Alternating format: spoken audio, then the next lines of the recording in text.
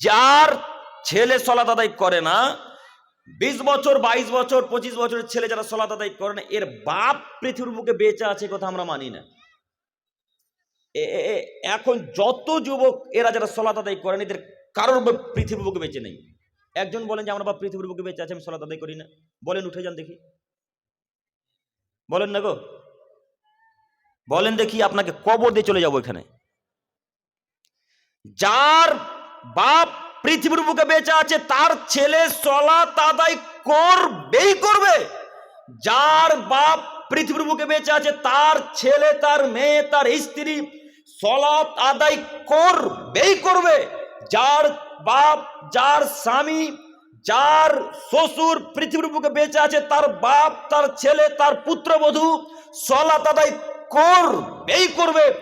যার বাপ বেঁচে নেই সেই ছেলে সালাত আদায় করে না।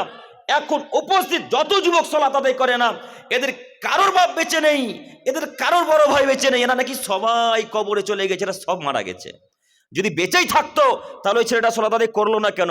যদি বেঁচেই আছে তো এই ছেলের রক্ত উপস্থিত হলো না কেন? যদি বেঁচেই আছে তার পিতা, তাহলে ফজর রক্ত উপস্থিত হলো না কেন? যার বাপ বেঁচে আছে তাকে সালাত আদায় করাই লাগবে। এই যুবক, এই মনে রাখো, তোমাকে আমি অপমান করতে আসিনি, তোমার বাপকে আমি অপমান করতে আসিনি, তোমাকে শুধু আমি বলে দিতে চাইছি, তোমার বাপকে বলে দিও, আব্বু আপনি কি মারা গেছেন? আমি সালাত আদায় করি না, আমার মা সালাত আদায় করে, আপনি বলতে পারেন না যে রহিমা সালাত আদায় করো, আয়েশা সালাত আদায় করো, একথা আপনি বলতে পারেন না আব্বু? তাহলে কি আপনি মারা গেছেন আব্বু? আপনার অন্তর কি নেই, নাকি আল্লাহ সিল মোহর মেরে দিয়েছে আপনার অন্তরে? অত্র এই বাক্যের বিবরণ দ্বারা বোঝা যায় যে পুরুষ মানুষ আপনি, বাড়ির দায়িত্বশীল আপনি, বাড়ির গার্জেন আপনি, অতএব আপনার ছেলে মেয়েকে সালাতের আদেশ আপনাকেই করতে হবে। হবে আজ থেকে ইনশাআল্লাহ? হবে ইনশাআল্লাহ? আজকে থেকে সকলেই আমরা সালাত আদায় করবো ইনশাআল্লাহ। সালাত মানে বুঝতে পারছেন তো, নামাজ। নামাজ পড়বো আজ থেকে ইনশাআল্লাহ। ইনশাআল্লাহ।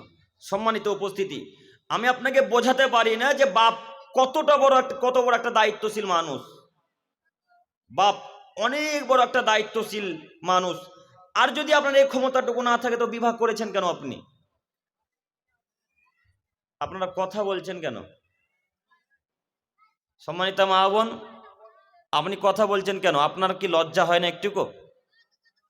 আপনি জানেন না আপনার কণ্ঠটুকুও পর্দা? এতক্ষণ তো চুপচাপ ঠিকই ছিলেন, এখন কথা বলতে হচ্ছে কেন? সম্মানিত মা বোন, আপনাকে আমি অনুরোধ করছি, আপনি একটু ধৈর্য সহকারে বসে থাকুন, ইনশাল্লাহ আমি আপনার কোনো না কোনো উপকার করবো ইনশাল্লাহ।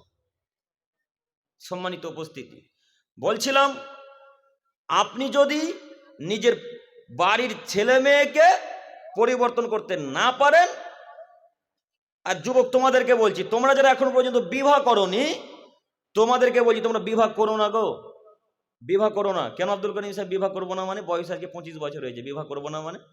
বিবাহ করা লাগবে তো, আচ্ছা বিবাহ করো। যদি ক্ষমতা থাকে তো বিবাহ করিও, ক্ষমতা যদি থাকে তবে বিবাহ করিও, আর যদি ক্ষমতা না থাকে তো বিবাহ করো না। শুধু মনে করিয়েন না টাকার নাম ক্ষমতা। আমরা সাধারণ ছেলেরা মনে করি যে টাকার নামই শুধু ক্ষমতা, তাই না? কেউ কেউ মনে করি আমরা এই সিদ্ধান্তিতে যৌন ক্ষমতা আছে তার নামই ক্ষমতা। এটাই কি শুধু ক্ষমতা? না চোখ যেদিকে ঘুরবে বউ সেদিকে ঘুরবে তার নাম ক্ষমতা? বলেন, কথা বলেন। আপনার কথা বলতে ভয় করছেন বুঝতে পারছি। আমি যে চেয়ারে বসে আছি গো, মারলে যে আমাকে মারবে কালিয়া চকের মানুষ, আপনাদেরকে মারবে না, তো ভয় লাগছে কেন? আপনাদের পাশেই বাংলাদেশ, এই হেঁটে মনে হয় আধ ঘন্টা লাগবে যেতে, তাই না? এই পাশেই বাংলাদেশ, বাংলাদেশের আলোচনা যদি হয়তো এখান থেকে হয়তো শুনতে পাবেন, তো তারা যদি বক্তব্য, মানে কোনো আলোচক যদি বক্তব্য রাখে, তো কথা শেষ হতে না হতে বলবে ঠিক বলেছেন। কালকে আমার আলোচনা ছিল বাংলাদেশে, ওরা এমন ভাবে চেঁচাচ্ছে আমি ভয় খেয়ে যাচ্ছি একাধবার। এত শ্রোতা, সুবহানাল্লাহ, এই মাথা থেকে ওই মাথা দেখা যায় না, এত শ্রোতা। তো আমি আপনাদেরকে ওই তাদের মতো চেঁচাতে বলছি না, আমি আপনাকে শুধু জানতে চাইছি, কথা কি বুঝতে পেরেছেন? আলহামদুলিল্লাহ।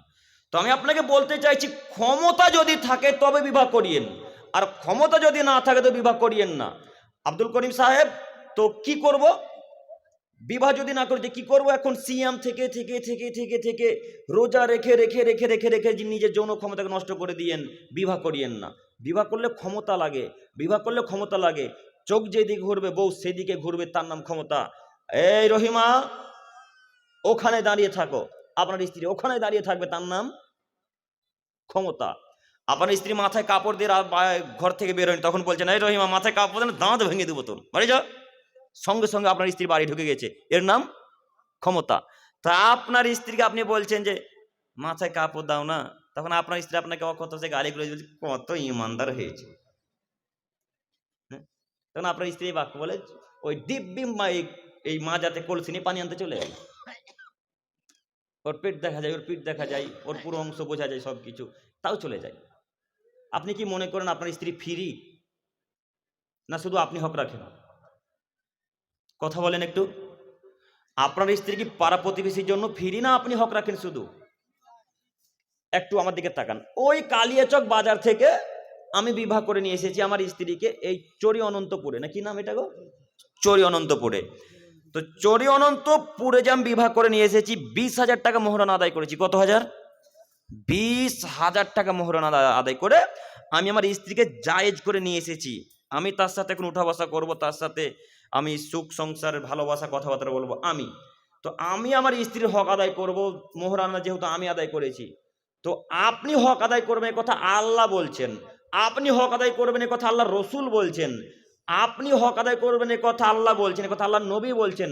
তো আপনার স্ত্রীর হক এখন আপনার চাচাতো ভাই আদায় করবেন আপনি। তো আপনার স্ত্রী কেন উলঙ্গ হয়ে ঘুরছে বলুন? খারাপ লাগে না? একটুকু খারাপ লাগে না? বিবেকে একটুকু বাধা দেয় না? আমার স্ত্রীকে, আমরা তো আমাদের স্ত্রীকে কোনোদিন টোটোতে নিয়ে যাই না। টোটো বুঝেন তো, চেন্নাই, ওই টোটোতে কোনোদিন তো নিয়ে যায় না। যদি কোনোদিন গাড়ি না থাকে বাড়িতে, বাইক, তো যদি নিয়ে যায়, তো আমার স্ত্রীর পাশে কেউ যদি বসে, তো মনে হচ্ছে আমার গায়ে কাঁটা ঢুকে গেল ফুঁড়ে। আর আপনার স্ত্রীকে দিন রাত সবজিওয়ালা গ্রামের মানুষ, চাচাতো ভাই, খাতো ভাই, ফুফাতো ভাই সবাই দেখে, একটুকু খারাপ লাগে না? ছি ছি ছি ছি ছি ছি, মাথাতে কিছুই নেই। গোবরের থেকেও খারাপ কিছু জিনিস ভরা আছে মাথাতে। গোবর তো সাহারের কাজে আসে, জমিতে দেওয়ার জন্য। সম্মানিত দিনী ভাই, আপনাকে আমি অনুরোধ করছি, ক্ষমতা যেই দিন হবে সেদিন বিবাহ করিয়েন, তার আগে বিবাহ করবেন না। বলছিলাম যে কোনো মূল্যে ক্ষমতা প্রয়োগ করে তারপরে বিবাহ করতে হবে।